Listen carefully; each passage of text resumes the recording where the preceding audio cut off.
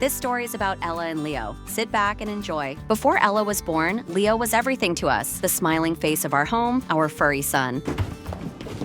Golden retrievers are already affectionate, but Leo, it was as if Leo shared his heart and feelings with us. When we were setting up Ella's crib just before she was born, Leo was always with us. He would stand quietly on his paws around the bed, trying to smell a baby. He used to work. It was as if he knew Ella was coming. The day he was born, Leo was strangely restless. When we came home, he was at the door. He was waiting for us with a blank expression. And the first time he slowly approached her, he was so quiet, neither barking nor jumping. He lay down next to Ella and put his nose in her blanket, smelling her and adopting our little Ella. Now he was not only a good dog, but also a big brother. What are you doing, Ellie?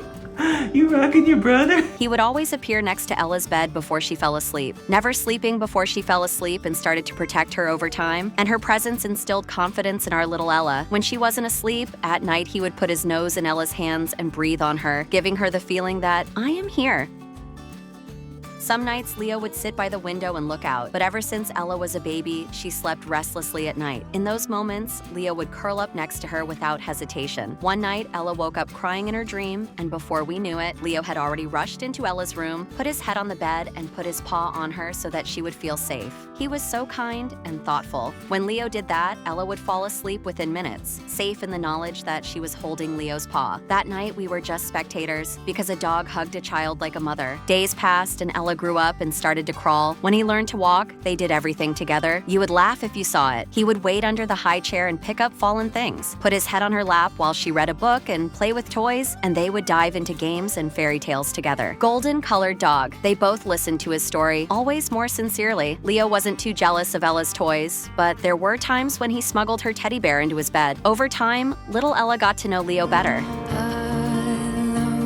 She could sense when he was tired and when he was cheerful. It was as if an unshakable bond had formed between them. Sometimes when Leo was scared, yes, the big fellow was scared of some hurricane storms, Ella would put her hand on him and say, "It's okay, Leo. Don't be afraid. I'm here," she would say. Most of society doesn't think it's right for animals to be too close to children. They say they're germs. They say they shed. They say, be careful. But we paid attention to everything.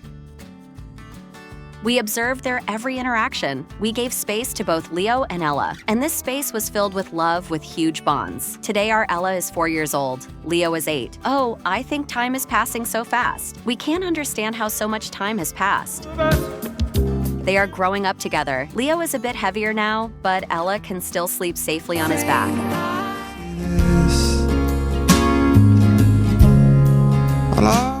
No one can hold Ella's hand when she walks in the park, but Leo always walks beside her. Someone tries to get close to Ella. When it works, he immediately goes to protect her.